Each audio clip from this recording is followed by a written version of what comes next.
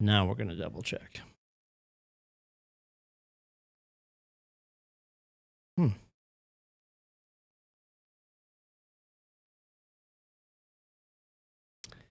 Well, we're here with Troy Williams. I know we're live somewhere. Now it's working. See what I have to do, Troy? Because the cracks. I'm just making sure we're on FaceBase. I'm pretty sure we're on YouTube. We are now putting all of our content, the stuff that we can show the public, is going to YouTube. So if you go to our kwclmhub.com and go to the learning videos, you will see all of the most recent Ignites. I was also on that this morning. Very so cool. if you're trying to shed me from your life, you don't want to go near the learning videos right now. And of course, I have Troy Williams here today. We have no open for this. The budget won't allow it. So it's always a cold open. It's me swiping my phone to make sure that we're here, but we're here. Welcome, Troy. They can see us. This is good. Yeah, well, we think so. We're pretty sure. Yeah. So it's NateThology. This is episode 6. We have Troy joining us. We were just talking about, we've had Allison here. We got Nate in here. Susanna has joined us. JV was in here. Adam is coming up. I put him after you because I knew you would enjoy that. Thank you. Best news all day. Adam's on the way. We were in talks with the team over at the Pruniverse. Erin is very busy. You'll notice recently, I have to say this. I have to say she's dragging you guys right now. You and Dow are chasing after the Pruniverse right now. I saw that last month, and I was mix of emotions. I was thrilled for her, very sad for myself.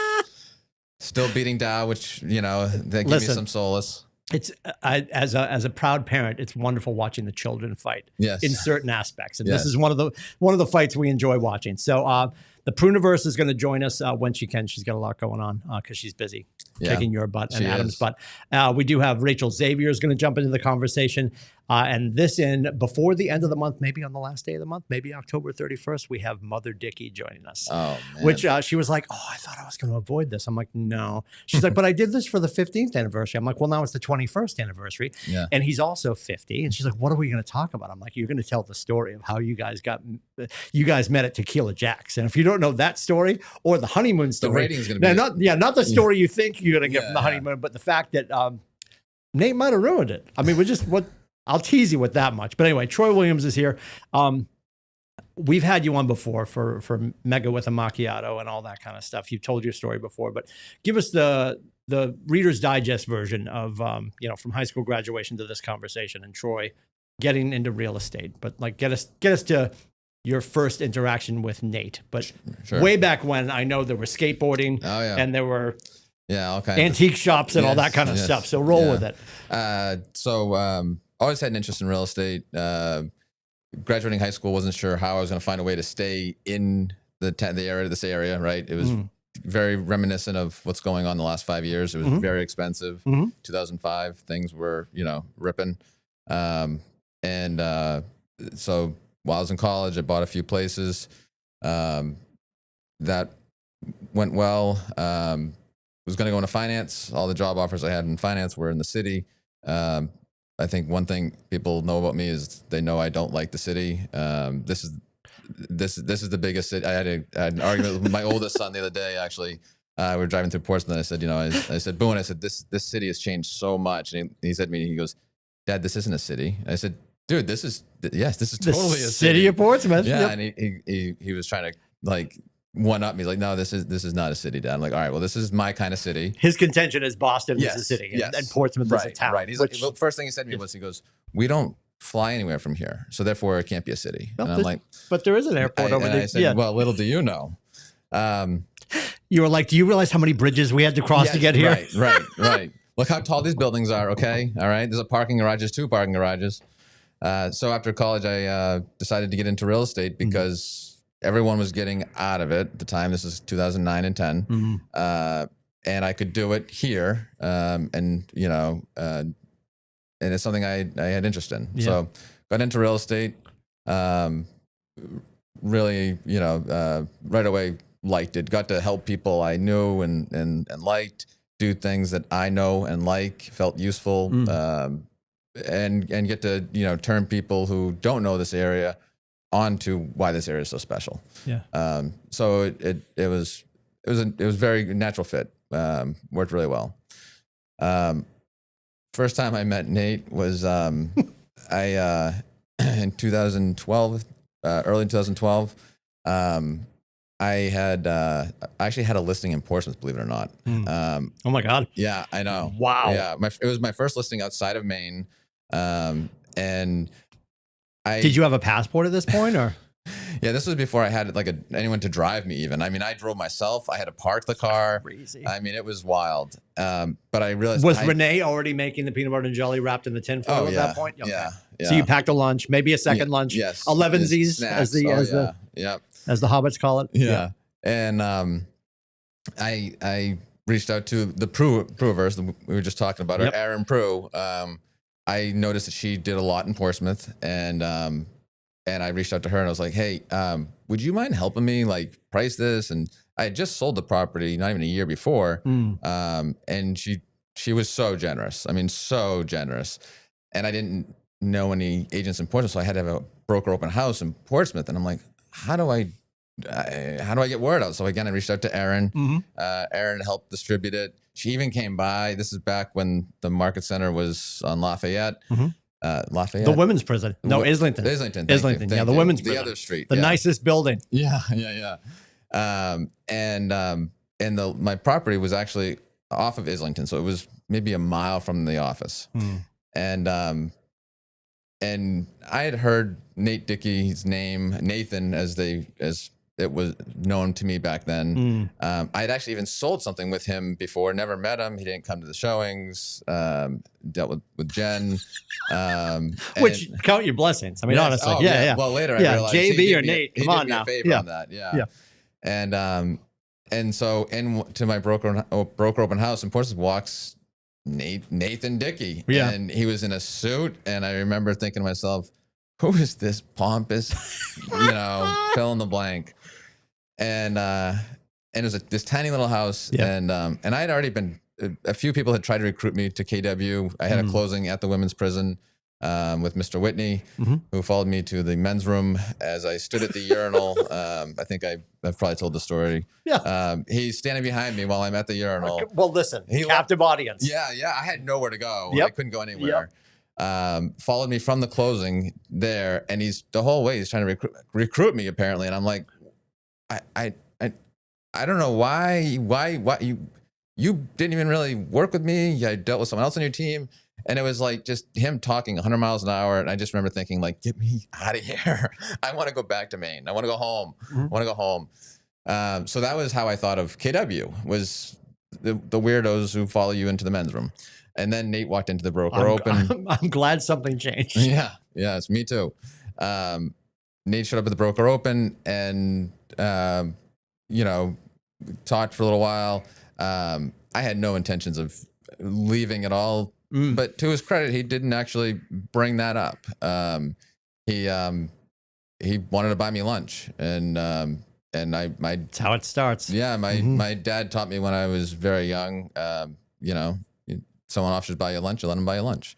So I said, yeah, let's do that. That was the first time I met Nate, and I can still see it now. I can see him walking into this place in his suit and just feeling like this is what they do in Portsmouth. Like everyone. Yeah. What's happening? Yeah. Like I don't own a suit, never wore a suit. Yep. Didn't know people. I went into real estate so I wouldn't have to wear a suit, I've been wearing the same jeans for 2 weeks now. Like, a suit is so far from what I want to do. Sure. So, yeah. Well, it's funny that you say that because when he escaped, we were working in radio together, and I remember the conversation. I don't remember exactly when it was, but we were on the Thomas Layton doing some booze cruise for the listeners for WERZ, and we're leaning on the rail, and Mike Zibkowski, who's a great painter in town, who was also doing sales at the time with Nate, we're all sort of leaning on the rail, and he's just like, we got to get out of here. Now, he was speaking from a sales standpoint and just knowing he wanted to do something different, something more. And I'm on the air, and I'm just like, it's like a frat house over there, right? It's the condos now. We were just talking about this, but like, it was 4 stations. We were live 24 hours a day, giving stuff away, jokingly too. Kim Lai, the back door was open. Kim Lai was delivering every night. It was. What do you mean you want to leave? It was awesome. I had no desire. And then it gets to the point where he's now gone. He did a couple of years with Kathy Rush at Prudential, and then he was about to leave. Yeah. And he's going, as he tells it, he was escaping to go to Remax. And that was when Duffy was in conversation with the people from Texas with the Red Book. And he ends up falling into the conversation for Portsmouth. I'll never forget, to your point about the suit. I'm still over there, and I'm probably doing an afternoon drive at this point, and I'm about to, like, headphones on. And when you hit the mic on the board, it magnet locks the door. I wasn't that far along yet. I had the headphones on, and I was about to go grab my mic to do my next break, and you hear like the thud, like the hermetic seal of the door shutting. And I turn, and this kid at the time, because I met Nate in like 99, and for the first time, because he was always in like a WHEB or a Morning Buzz polo, or maybe like the polar fleece vest. And I turn around and he's in a 3-piece suit. And I'm like, who dragged in? And he's right over your shoulder. If you look over your shoulder, Troy, on the Mayor McCheese, right over your shoulder. I said, who dragged in Mayor McCheese? And it just stuck because he knows everybody. So you'll hear me refer to him as McCheese. We had teammccheese.com for a while. Actually, really? Which pointed to our page. He didn't love that, but that's okay. So it was such a change. And we had that conversation. And then he hadn't, at that point, he wasn't with KW yet. But when he opened KW, he calls me. And he's like, hey, man. And I remember being on the air at the radio station. I answered him like, what's up? And he's like, I opened a Keller Williams. And I was like, oh, I is that a fast food joint? What is that? No, I honestly said to him, I'm like, why did you open a paint store? Like, right? Yeah. So, and I finished the conversation with him. I'm like, all right, never heard of them. I look up and I punch in Keller Williams and I get this barefoot guy playing the guitar. Yes, right. There's a musical artist who's like super hippie. Absolutely. Yeah. And I'm like, oh, that's not it. And I remember my first thing, and I'm such a princess. I remember finding Keller Williams and I'm like, I hate the logo because it was the old weird script. It was pretty bad. Tragic. It was pretty bad. It was a Greek tragedy. I'm like, this is terrible. Anyway. Fast forward, and we get to 2009, and we're buying our house in Stratford because they had a great IEP, and our youngest is autistic and diabetic, and we're leaving the closing, and he's like, "You should get your license," because radio had just burnt to the ground. In April of 2009, Clear Channel fired 3,000 of us nationwide. And it's now November of 2009. And I'm like, and I get in the car, Janine is like, what was that all about? I'm like, I don't know. I didn't get my license. And I worked on it over the winter, and I started in July. And I don't have a real good reason. Like you have at least he bought you lunch. I was just dumb enough to follow him here only for the fact that I trusted him. I don't have a super sexy why I'm at KW. But then I got here and saw God Family Business and saw the educational aspect. And of course, I still trusted Nate. And it's been a great fit. But it's funny, like him in a suit. From who he used to be, right? And he was like, and when he was selling cars, he was suited up, but it was just funny because he was so casual in radio. Maybe a blazer here and there, but suddenly it was 3-piece suit. So, we had a lot of lunches. We had a lot of keep buying me lunch. Keep buying me lunch. What was the tipping point for you? Like at what point of the conversation? I remember Adam saying when he was making his choice years ago, and he and Nate were going to Texas for FSO. And like the thing with FSO is like, Adam said, day one was if I sign, day two was where do I sign? Right. And what was the tipping point for you? Like, what was the conversation you walked away and said, okay, this is starting to make sense? Honestly, I kept trying to find the gotcha. Like, because I was really pretty sure I was going to go to Remax. I was at Masiello, started at Masiello, did well there, became... I don't know that I was ever the top agent, but I think I was number 2. Realized like I needed something different. I tried to start a team there. It was not the place. Like no one knew how to do it. They didn't, it was like trying to force it. And so first place that I knew where teams were was at Remax.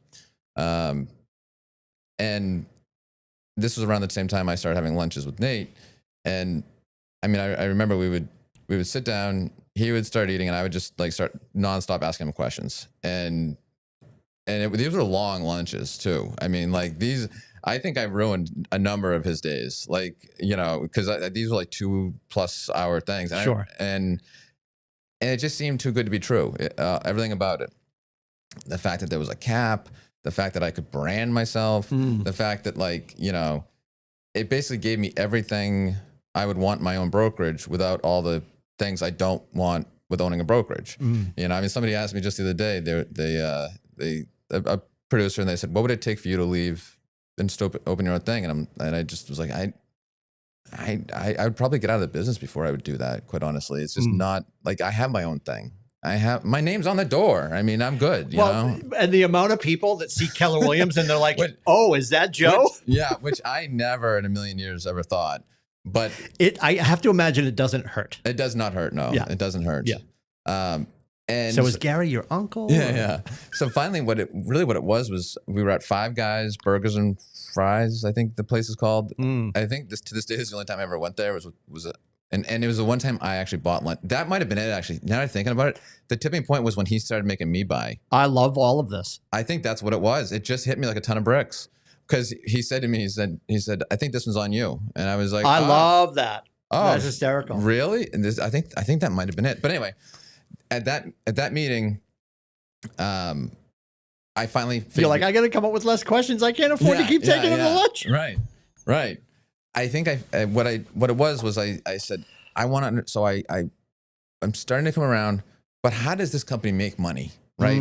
And we really got into it, and the scale of it, the number of agents, the model, lead with revenue, all of it. The fact that they don't just open up offices everywhere. Right. That there's, the office has actual producers. There's a mix. There's also a lot of agents. It's not like most offices that I knew, which had like 8 to 12 agents. Yeah. And that was it. And you had brick and mortar and everything else. And I left there, and I remember I went home that night and talked with my wife, Renee, and I said, I think we're doing this. I think this is the place. This is where we're going to go. And now we just have to get approved. We had at the time, because I wouldn't come to Portsmouth. I said, so it's almost like a closing, and you're in Florida. You did a sign away closing. Yeah. You send the paperwork. Yeah. Have a courier send the paperwork. Yeah. So I said, I said to Nate, I said, I'm in as long as I can open an office in York. And he said, all right, if you get, 15 people that are cappers or whatever. And I'm like, no, I don't know. I want just my own space in York. And he said, well, we got to get that approved. And I'm like, I thought you approved it. So anyway, so we went up to Carl at the time. And I don't think Carl realized I was in the room during the call, heard the call, and they got some of my production numbers wrong or whatever.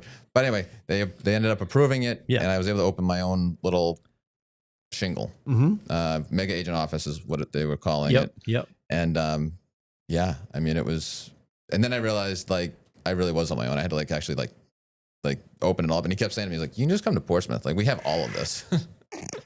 I think he was dumbfounded that I wouldn't come to Portsmouth, but everything was over there. Well, I remember I tell the story all the time. You had just joined us within a year, and you were gracious enough to teach a session of Ignite.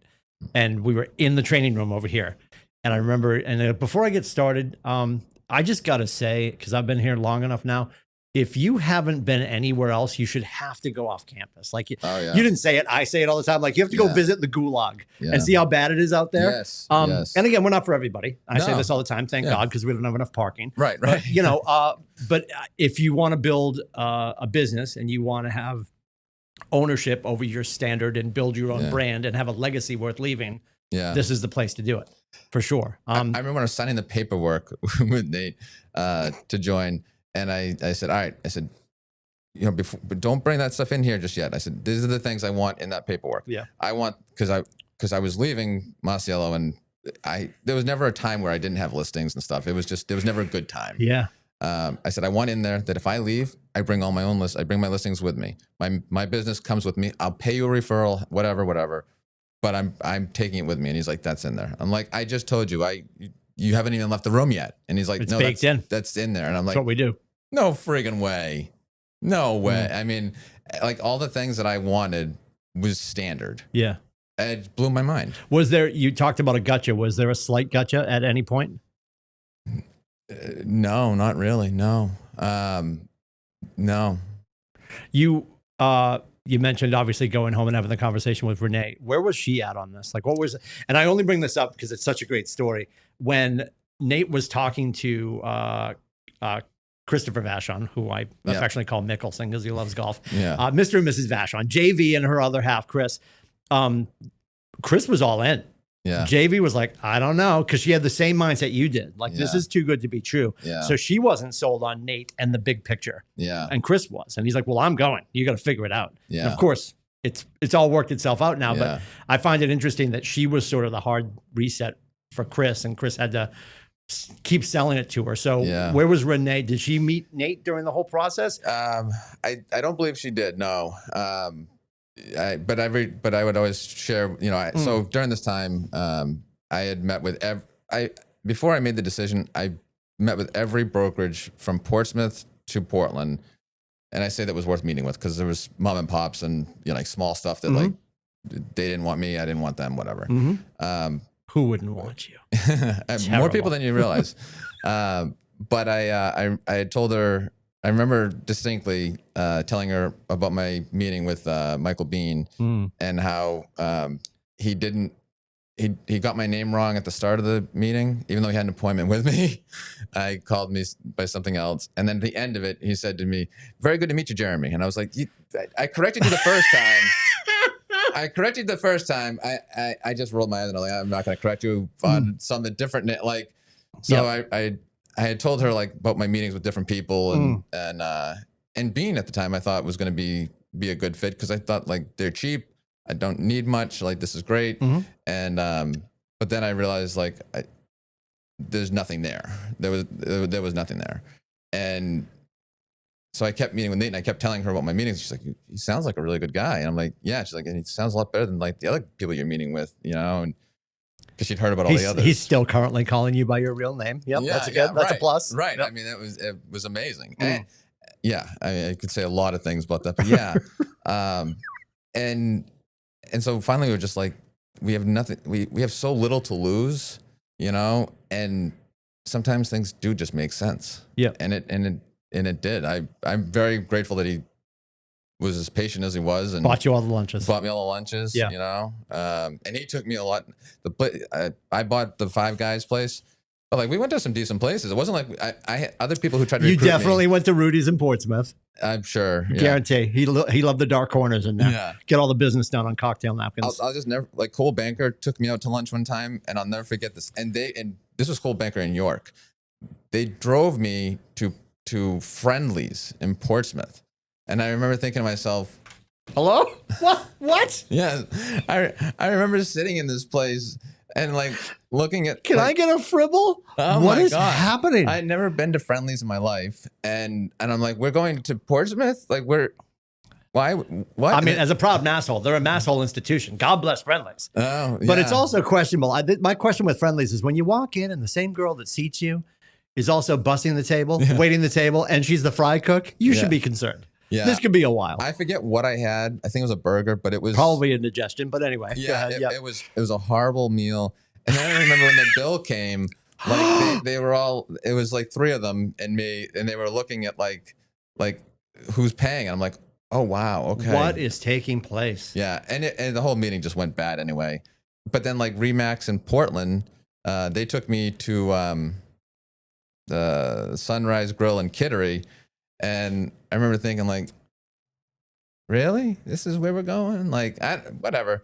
And Nate always had like, and also like to your point about McCheese. Yep. Everybody freaking knew the guy. Everybody knows him. So I would, after we would meet, after we'd have lunch, I would always like call the people who we saw and who knew him, who I knew. Yeah. What are your thoughts? What are your thoughts? What are your thoughts? What's up with this guy? Yeah. Tell me about him. Yep. You know, and they're like, oh, I couldn't find anyone to tell me anything bad. And that was strange. And I still say this to him all the time. Like, I really have not met anyone who doesn't like Nate, you know, who knows Nate and doesn't like Nate, you know? Yep. There's going to be people on the fringe that think they have an idea. Yeah. Yeah. Yeah. And so anyway, second best decision of my life. Renee being the first. I'm just going to qualify that for yes. This is going on YouTube. It's in the Smithsonian now. Yes. Yeah. Talk to me about the change for you. Like now you've made the decision and you've come over to the company.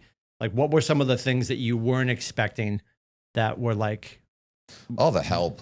Oh my God. Yeah. I mean, I went from being at a place where I thought I was getting help, but like I was having to like beg and plead and like wait, you know, quite a while to like get something. to being here. And I remember like first day, I'm like, oh, shoot, I need signs. Like I need signs now. Cause I did get a few listings to come with me. And Sue Doyle, you know, coming in, just walking in the office and saying, here you go. If you need more, let me know. And I'm like, wait, what? What do I owe you? She's like, just give them back when you get your signs in. I'm like, wow. Portsmouth Sign Company loves Sue Doyle, by the way. For good reason. I mean, the number of people that were helping me and like available to me was amazing. I mean, yeah. And one of the things that really got me excited was being able to learn from other people. Yeah. Because when I was at Masiello, there's only like one person who was doing more than me, and that guy wouldn't give me the time of day. You know, I mean, he thought he was like so cool. Yeah. Still does think he's so cool. Yep. And I came here, and you know, I mean, Nate's, you know, introducing me to Adam Hergenrother and all these other people. And he's like, you know, they're happy to talk with you if you've got questions. And I'm like, that guy's a big deal, and he's not even in this office, you know. And he's like, yeah, no, he's a friend of mine, and he's happy to help you with that. And all these other connections he was making, like going out of his way to introduce me. It was, and he's still doing this, you know, 12, however long I've been here now, 12 years later. Yeah. I mean, just. Well, it's funny that you referenced getting introduced to some big deals, because you are also in playbook #1, I believe, for your sphere of influence page. Yep. You got a one-sheeter in there, and you're in the new, it's right over here, Jay Papazan's rookie real estate agent. You got quoted in there too. That's pretty cool. That's awesome. Yeah. That's awesome. When you talk about, you know, somebody asking you most recently about like leaving. Yeah. I get all the time, if I get somebody who's coming in, like a lot of the agents will be like, I got somebody who's thinking about it. They want to talk to you because obviously they'll have to tolerate me when they first get here, should they want to learn. Yeah. And I'll hear time and time again that people are just like, yeah, you know, even my friends at other brokerages say that I should come to Keller Williams because it's a great place to start. Yeah. Now, these windows don't open, but like, I want to throw myself into traffic when I hear that, only for the fact I'm like, well, let me ask you this. I'm going to just, and I say this obviously to our agents who are here, who understand more, but the example I use is, okay, we're a great place to start. And if people like, because all these other brokers are like, well, go there, get your education, then go somewhere else. Yeah. The question is why? And let me ask you this.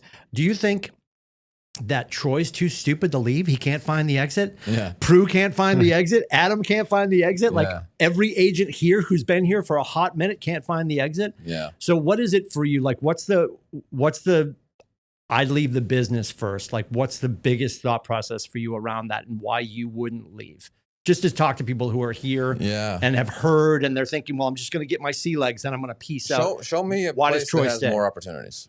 Show me a place that has, you know, a better culture, has a higher ceiling for things you can. I mean, I'm going to leave here and go where, right? I mean, I'm able to network with the other top producers. You could go anywhere. Sorry, too soon, too late. Yeah, right. I mean, basically, everyone tries to entice me with money, right?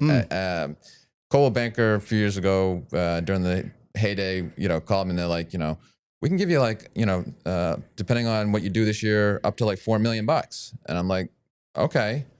And then what? And like, well, then you're with us. And I'm like, okay. And I got a $20,000 cap. Oh, well, no. I'm like, oh, okay. But can I keep my signs? No. What? So you give me a loan? Like, what? I don't follow. No, it's an indentured servantship. Yeah, I mean, they're like we're giving you $4 million, and like there's a reason you're giving that to me, because there's no other. I would never leave. I would never join you because you have something better to offer me. So you're offering me money, and then a handcuff that prevents me from. Like, if you were the best option, I would just go there. Yeah, and you wouldn't have to offer me money, because money is one time. It's like when you sell a building, right? Yes. I get people ask me if I'll sell some of my properties that I own, or why I don't go to another brokerage. And the answer is the same, because the building pays me every day. It's getting better every day, right? Here, I got a great thing.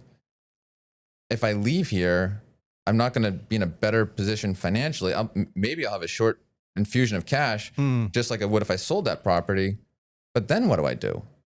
Then I've got a problem. Then I have to take that money and put it to work. and be able to get a better return than I could just by staying here and just by holding the business, holding that, right? And oh, by the way, like I was in a class at Keller Williams just recently that was talking about how to make your team, how to basically make your team such that you can sell it. And I don't know any other brokers that's doing that, right? I mean, like how you can sell it for more money, how you can value it, who you can sell it to. Oh, they'll actually help me sell it, and not just within Keller Williams. They're yeah. I mean, it's like either you get it or you don't get it. And if you don't get it, like you need to really start paying better attention. And like we were talking about earlier, like if you're gonna do the audio book, have it in front of you as well. Yeah. Because it's just not sinking in. Yeah. And you need to find a way so that it does sink in. And if you, but at the end of the day, most people, don't make decisions with the long range in mind. Yes. And I think that's the short infusion. Yeah. And we see it happen time and time again. I think those checkbooks are probably under lock and key right now because they're busy figuring out what's going on. But when that's the model, where it was basically you trading time for money. It was going right back into corporate employment. Yes. Like here's this money, but you have to stay here or be here for the 40 hours. Right. The ceiling here is so much higher than anywhere else, whether that be to get into other businesses, other opportunities to come across, right? To learn and grow your sales business, to oh, by the way, not just be a solo agent, but a team, and then go from a team to a group, and then the infamous 7th level if you want. I mean, we wrote the book. Literally. Yes, And when I say we, I mean, the company. Well, your uncle Gary. My uncle, right. Yes. The other half of the company. The guy Keller, the guy you're holding up. Right. Right. Yeah. So there's nowhere I see more opportunity. And I mean that truthfully. I mean, I like Nate a lot, but I'm more loyal to myself than I am him. Oh, 4,000%. Well, people say that all the time. Everybody's like, well, I'm loyal to my broker. I've been saying this a lot recently, and whether people hear this or are offended by it, for the longest time, I came in here as coach because I was excited to help the agents. And 49% of that is still true. Yeah. 51% of me pulling in every morning is I get to stand next to Nate, JV, Kaylee, and this amazing staff and be part of this thing moving forward. Yeah. Like if he walks down the hall and he's just like, just got to check. You're going to have a new OP and a new owner. They know all about you. They're prepared for Grandpa Lindsay, but it's going to be, you're going to have a different group of people working around you. Yeah. Yeah. I'm out. Yeah. I like KW as a great model. Hi, Gary. KW is a great model. The differentiation between the model and what we have here at 463 is the little short guy at the end of the hallway that likes craft beer and steam cars. 1,000%. Without a doubt. Without a doubt. Yeah. And every time I go to mega camp, family reunion, wherever it might be, FSO, you hear from everybody. Oh, you're with Nate? Oh, man. Oh, I feel like role's different. I feel like the luckiest guy in the world. I joined this company at a great time. Not only did I join Keller Williams, but I joined like the ultimate Keller Williams. I mean, the dream team is here. I mean, Kaylee was at the front desk when I joined, and she also helped make my transition. I mean, I'm never gonna say it was smooth because it was not smooth, but like she took a lot of those beatings so that I wouldn't have to. Yep. I mean, she was freaking amazing and still is amazing. I mean, the fact that she still takes my call, like when I call her and she answers the phone, I'm still amazed. I'm like, oh my God, you answered. Like, you're still taking my calls. Yeah. Still taking my calls. I mean, yes. If we were, I'm not at Keller Williams because it's Keller Williams. Nate, you, the whole team here. This is what makes it what it is, and why we're so lucky. It's a different version. It certainly is, and that's your whole conversation about go to another brokerage, I would argue even check out other market centers, and not to impugn other people's work. Yeah. But it's just, we have people come and visit us for a day and they're just like, the vibe's different. Because yeah. I joke all the time about the really nice lobby across town that everybody raved. It's a really, have you seen? Yeah. It's all this cultured stone. It's really nice. Yeah. I joke, like, you go over there and I could go yell Timothy Lindsay right now, and in 4 weeks it would still be echoing. Yeah, right. Because it's right. soulless. There, Yes. I said it. I didn't say anybody's name, so I can't get yelled at for ethics. Yeah. It's not about, is the lobby nice? Is the paint nice? How's Right. the training room? It is the heartbeats Yes. up and down this hallway that Yes. make a huge difference. You talked about the not wanting to leave, or it doesn't make any sense to leave. When people are getting involved with Keller Williams, and they always ask, they're like, well, so based on the model, and you've got top producers, like, what's the benefit for Nathan to be in business with Troy? Because there'll be times, a lot of our top producers, there's times like, oh, did you hear Troy capped in 17 minutes? Like, just because you had a cavalcade of deals that hit right after you rolled, right? And I'm like, well, you need to understand the relationship with Troy is beneficial no matter what the financial experience. Because if anybody remembers the game Sims, everybody has their little number over their head. And that's the most positive part of the conversation. All of our solo artists have a little 20, and all the team members have a little 10. Yeah. And Nate financially doesn't see anybody differently. Right. It's your influence. Yeah. Is the leadership is the influence. And it's the fact that, after Troy caps, the reason it's beneficial to be in business with him and other top producers is, how many signs does Troy have out there? The benefit is to the agent who's asking me the question, actually, because you know what? You're going to have your first deal. And you've got the Joneses are coming back home to meet you at their kitchen table, and they're going to pass red and black, red and black, red and black. Yeah. And they're not driving home and they're like, wow, I don't know who this kid is, but they're in business with the right people. Yeah. Because they passed all of your market value and Prue's market value and all of our agents. Yeah. That's the benefit. Not to mention, you're here having this conversation. You're willing to teach. You're popping up in national books. Like, that's the benefit of the relationship. I don't think people understand the monetary cutoff is because Gary was like, we've got a certain value. Yeah. And after that, it has to stop. Yeah. And the number, I'm going to be way off on the number, and I'm sure you probably have a ridiculous number too. I remember Adam figuring out his math his freshman year here. And he's like, if I was still playing where I was playing, and he'll correct me on this, I think he was about 384 in the black. Yeah. Oh, yeah. By coming here. Oh, yeah. He's like, I would have, it was like some ridiculous 6-figure number. It's stupid. Just because he came to play here. I remember when Nate first told me there was a cap, and I was like, nah. And he's like, he's like, how much? Well, back then it was 24. Oh, yeah. Crazy. Oh my God. Crazy. Yeah. and I was dumbfounded. And I'm like, meanwhile, I'm fighting. And he's like, and then he tells me, and he goes, in your first year when you join, we give you 13 months. I'm like, you give me 13 months? I'm like, oh my, like, I was fighting to like keep my split from resetting every January, you know? And I mean, the math is stupid. And then COVID hits, and what does the guy do? He lowers all of our caps, and he keeps them low. Yeah. He never raised. I mean, like that tells you who Nate is in a nutshell. Like, I love that you brought that up. I remember he had the call with us, and we were on a staff call. We have a staff call every day at 8:45. I told him he was stupid. Well, he owns the place, by the way. If you guys haven't noticed, Nate owns it. Yeah. Kaylee runs it. Yes. And JV keeps us out of jail. Yes. Right? And I remember he talks about this on the staff call. And of course, because I'm indignant and my job is to be the contrarian in the room.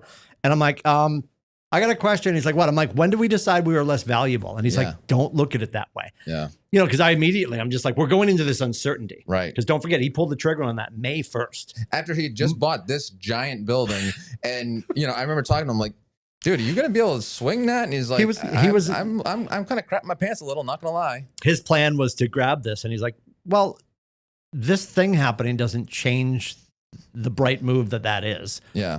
I'm sure there's some nights he's like, maybe I shouldn't have done it. But like, here we are. Yeah. And we March 13th, COVID hits. That's when like Friday the 13th, I'll never forget. Yep. March 13th, May 1st, we made the financial change. And what a lot of market centers did, a lot of market centers might have adjusted their splits temporarily. Because we were 70-30, 24K, and we went 80-20, 20,000. Yeah. And Nate's like, well, nobody's going to, I don't think any market centers did a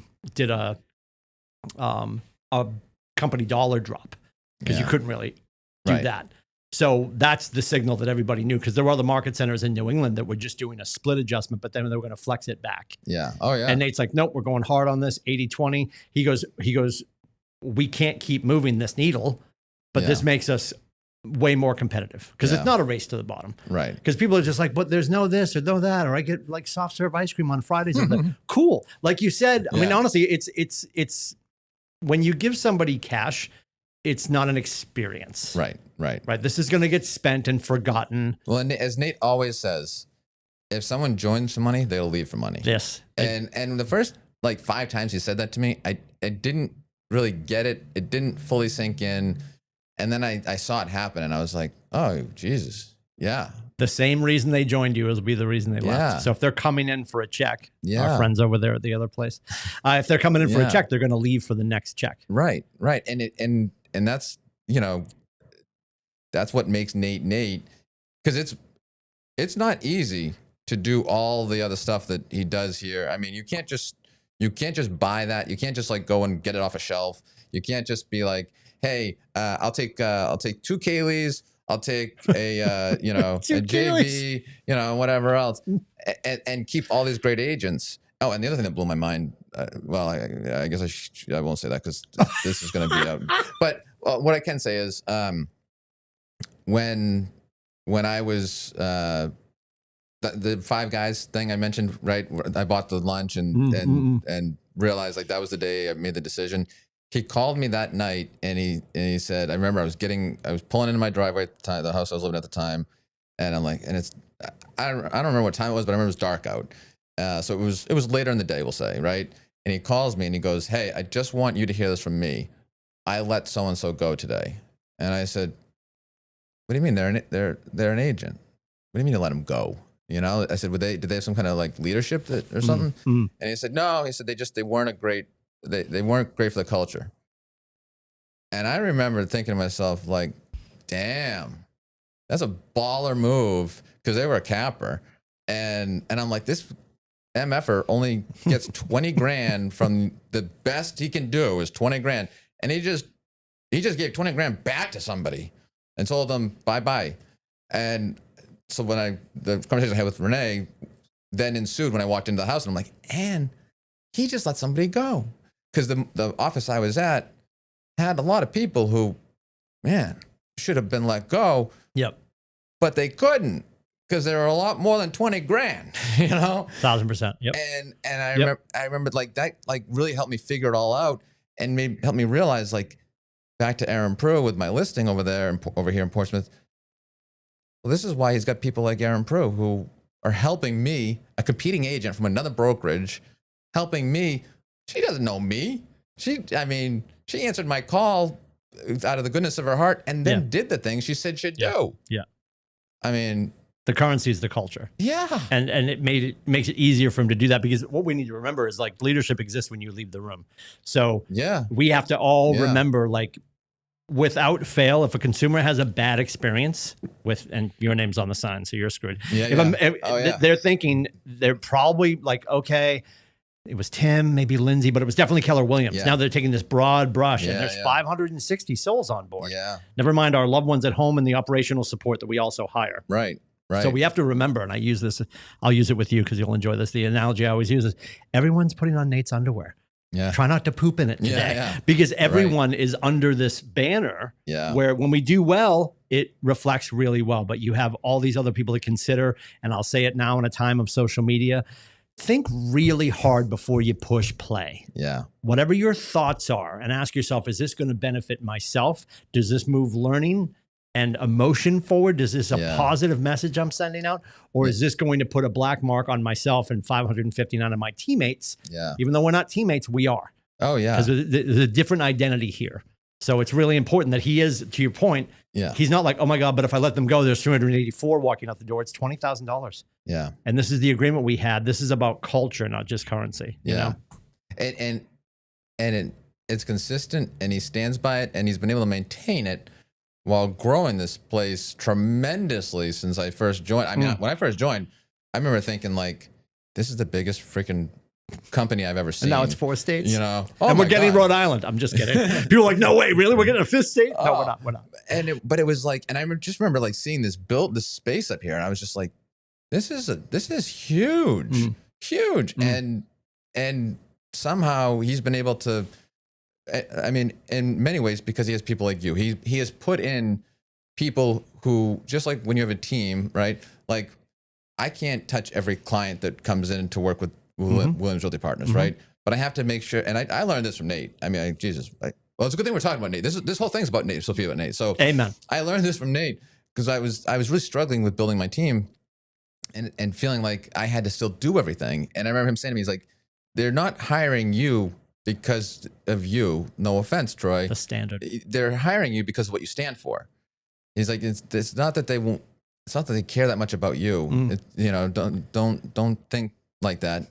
They care about what you stand for, what you represent, and everything else. So as long as you are bringing in people who adhere to those standards and do this way, do things and take care of people the way you want and the way you would, you'll be good." So true, right? Yeah. And I have a hard time doing that with a small little team of 8 people, 8 agents, and here Nate is with 500, 600, whatever, across all the different places, but he's putting in the right people. And he's making sure to lead by example and somehow stay in touch with all these people. That's the other thing that blows me away. I mean, wow. Yeah, if you see Nate and he looks stressed, it might be the stress. Not that he's stressed, but there's a lot going on. Yeah, and that's the other benefit. A lot of market centers, you might see 7 people get together. They all write a check, and one of them's like, "Okay, I guess I'll wander through the building once a month." Yeah. He's marching around. I'll draw the short straw. Okay. And what's funny, because we'll be doing a class, and like he'll come in and give his 4 cents, and he leaves. And I know there's new kids in the room. I'm like, so that's the little mythical creature that owns the place. I'm like, oh, that's Nate. Like nobody even knows, right? Because he's unassuming. Yeah, because he's marching around in like a camp shirt. He's like Tony Soprano. It's like, oh, let's go get a sandwich. Let's go to 5 guys. Right. You're buying this time. Yeah. Well, it's funny you say that, because I remember Prue saying to me years ago, she's like, well, yeah, but my people want to work with me, Timmy. And I'm like, I love you, kid. Yeah. But they want to work with your standard. Yeah. So like finding those people that uphold your standard. Like leadership exists when you leave the room. Are people going to uphold your standard when you're not there? Right. And does the culture run concurrently through all of the spaces when you're not around? Because people, and I say it all the time, like I would say this with Gary in the room. I would say this with Nate in the room. I say that all the time because I'm at that point where like, yep, pretty much, you know, he hates when I say go to Kohl's and fold t-shirts if you don't want to do the hard work. Yeah. And I haven't said that for a while, just to mark that on the notes. Behind you, there's a reason for all the Funko Pops behind you. See Colonel Sanders? Can you grab Colonel Sanders just to show everybody? Because it's with the white hair. Yeah, it looks like me, but it's not. So hold him up. The reason we have Colonel Sanders in here is I use this as a reference point all the time. The Colonel is dead. Yeah. But the chicken tastes the same. Because he found people willing to use the 11 herbs and spices over and over and over again. And like that's what this is all about. The systems and the models, there's not one of you, even our most successful teams. And we put you next to the Dow, Prue, Zoller, all of our mega agent offices, O'Halloran, and then all of our bigger teams and every solo artist here. Everyone has marched up to Gary's buffet and filled their plate differently. Yeah, right. The systems and the models are there. Right. And you're like, I love that, but I don't love that. It's like, if you're a Catholic, you're like, well, yeah, I'm doing most of it, right? Nobody's, and Gary's not stupid. He knows he just needs you to start with at least 3 scoops of vanilla. After that, build your sundae however you want. But the fact that we have the red book and shift, and we have the systems and models that if you're confused, there's a roadmap, because you talked about the 7th level team. Yeah. And when we do the organizational model and business planning, like October 23rd here in Portsmouth, we get there and I'm just like, listen, don't forget, this is a map. It's not the territory. You can go wherever you want. Like if you get off at floor 3 and you're good, if it's just you and your cat Margaret at home right now, tell her I said hello. Yeah. Awesome. Right. Because you can, 7th level, you get there, you're just like, now what do I do? Yeah. Well, and there's a lot to it. Yeah. But what we need to remember too is you just keep bringing people in, because there's decisions that are being made at Williams Realty Partners that you're not even privy to because you have people making trusted decisions. Right. Nate's not hiring our next employee. Right. That shouldn't shock anybody. Right. Because he has people that do that but somehow really he knows well. everybody's names and knows who they all are. Yep. I mean, Jesus. And if he forgets, he might just be like, hey, it's you. How's it going? That's what I do all day, every day. Yep. I mean, even at home, I'm calling the kids by the dog's name and the dog by the kid's name. I mean, I can't. I was at a school event the other day. Excuse me. With my wife and some other people, you know, they're gossiping or whatever. And Renee goes, Troy always says he can't have an affair because he can't keep names straight. So he'd be calling me whoever. And there's a lot of truth to that. Meanwhile, Nate's got all these freaking people, and it's like, it's amazing. It's impressive as all hell. Yep. What would you say has been the thing that your freedom, and I know you've got a lot going on, but the leverage of this ecosystem for you has allowed you to build something that you didn't think was going to be available to you? Like, what's the thing that you're most proud of right now that might be ancillary to your real estate business or even part of it? I don't know if this is the answer to the question you asked, but this is what comes to mind. One of the lunches that Nate and I had before I joined, I remember telling him how much I was working and everything else, and the office manager, my DB at the time, the start of that year, I told him what I wanted to do, and he said, Bill, yes. What's that? Was this Bill? No. Or Mazziello? Mazziello, yeah. Mazziello, okay. And he just looked at me and goes, there's no way you're going to do that. And I said, well, I think I can do it. And he goes, and I said, I'm going to need to, do things a little differently and whatever. And he goes, the only thing you can do differently is work more. And I'm like, well, I'm already working a lot. But anyway, so that was kind of in the back of my mind. And I'm talking to Nate, telling him how much I'm working. And he goes, if you want to get more done, you got to work less. And my mind just was like, what? Like everything just like kind of stopped. The music just stopped. And I was what like, is happening right now? What did you just say? Yeah. These are not the droids you're looking for. Yeah. Like, I got to work less? And he goes, yeah, man. Like, you got to work less, and you got to like find people who can do some of those things. And silly, stupid me, like, I've always been a fan of leverage. I mean, I had some of my first businesses when I was in high school, and I had employees. I'd always had employees and different things. But I hadn't applied that to real estate. Why? I don't know. I can't tell you. And Nate's looking at me like it's the most basic thing in the world. And I'm looking at him like, work less to achieve more? What? And to this day, I haven't read the Red Book, unfortunately. I've started it 10 times. I love that you just said that out loud, because I've said a million times about Business Planning Clinic. We have agents in our ecosystem that have never read the book or gone to the class, and they're going to be okay. Yeah. My statement and my question as their coach is, what if you did? Yeah. What if you did? But and what he got me to realize is like, I need to figure out what I'm best at and what I'm not so great at, and have the other people do that kind of stuff. Delegate and dump. Yeah. Yep. And every year my goal is to, basically get rid of more stuff and just focus more and more on the one thing that I'm just really good at. By doing that gives me a disproportionate return. And then I can do other stuff. Yep.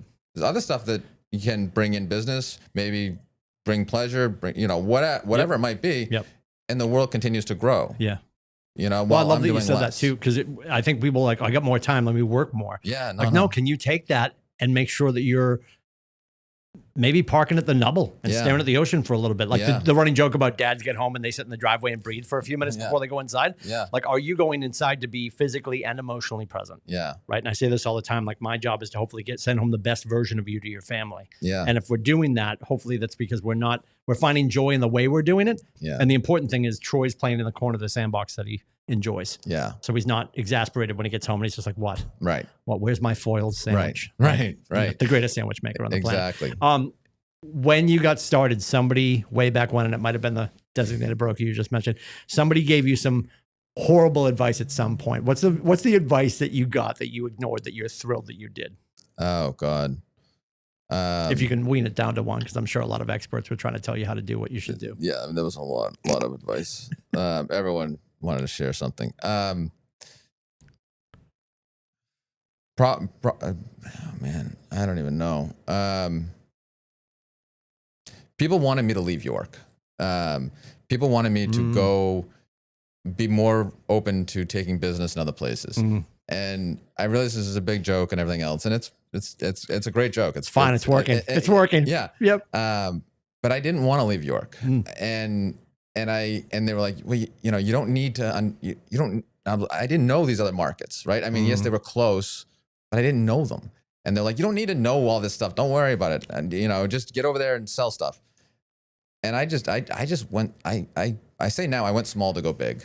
You know, I mean, I stayed small, hyper local, and really just, and almost by necessity, made it my mission to make sure everybody in that entire area or who wanted to be in that area knew, oh, this is who we call. Yeah. Right. Yep. So that I could do more. You wanted to be Google for York. Yeah, You always said that. exactly. Exactly. And, you know, it makes so much sense now. Like now everyone's talking, it's so much more popular now. Yeah. Yeah. But like when I was they're like, you know, oh, go do an open house here. So-and-so's got a listing fee. I'm like, I don't want to grow my business over there.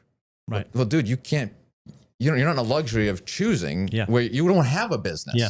And I was just like, well, but I'm building one and I want to build it in a certain way such that, you know, because you got to build with the end in mind, right? And the end in mind for me never had all these other towns all over the place. I was out to dinner last night with a group of agents. These friggin' agents are driving 30, 40,000 miles. I mean, they were all blown away that I drive 8,000 miles a year. And wow, you're up to 8? I am. That's this trip over here today killed you. Probably. I was at the dinner last night. Could never get a lease. You could never drive a lease. I'm driving here to meet with you. You're like, damn it, Timmy. I'm like, I was here last night. I could have just friggin' stayed over. Listen, you got the code. Right. And these slip right here. These guys are all driving literally. There was like 4 or 5 of them. Yes. That were, and it was like no big deal. 30, 40,000 miles a year they drive. And I'm like, I don't have that many miles on my truck that I bought 5 years ago. That same time you were teaching Ignite when you were saying you should have to go play in the gulag for a year, live off campus and figure it out. You also said my best friend could tell me that they wanted to shop in Kittery, and I'd say you're driving and you're buying me lunch. Yes, yes. Like you were always hard on that, but you have ramped up and you have scaled through people, which has been really interesting. As we wrap up, if you could go back and talk to you on day one, what would be your freshman year advice to young Troy? Oh boy. And not a regret, but just what? Yeah. I don't. Somebody who just landed is listening. Yeah. Sage advice from Troy Williams. It's a marathon, not a sprint. And you've got to look at the big picture. This is a business that you can get rich. You can get really, really wealthy, right? But it's slow. You're going to get rich slow, but that's not a bad thing. Yeah. You know, that means it's real and it's enduring. And it's going to be hard to go broke fast. You know, like you can get rich fast, I guess, in certain things, but usually those same things, you can also go broke real fast. This is an industry where you can get rich slowly, but you still get freaking rich. Foundationally. Yes. Foundationally. Yeah. And you got to look at this business as a very big picture. And every decision you make, you've got to look at it with the end in mind. And like, does this decision line up with where I want to be in 10 years? Is this decision going to help me get there faster? Is it taking me in the right direction?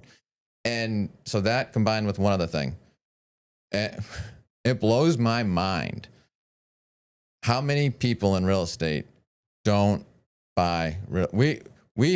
I started buying real estate when I was very young, still in high school and college. And now I pinch myself because I want to go into finance, right? If I did what I do in real estate and finance, I'd be in jail for insider trading. I would be in jail, like no doubt about it. But in real estate, insider trading is totally legal and fine. I mean, I'm buying something right now from a friend of mine. He called me and he goes, "Hey," he goes, "you know, I want to sell this, whatever, you know, what do you think?" I said, I gave him a CMA and everything, and this is truly what it's worth. And I go, fuck, I'd like to buy it. He's like, oh, really? Oh, that's amazing. I mean, like, I see stuff before anyone else sees it. Yeah. Right. Yep. I had a lady who wanted me to list a piece of land for her. Well, she didn't want me to list. She called me and she said, "Hey, I'm selling this for $150. Before I do, someone told me to talk to you. What do you think?" I said, "I think it's worth more than that." She goes, "Really? How much more?" I said, "I could probably get you $225. She's like, "Really?" She's like, I need to sell this. I have a plan for the money.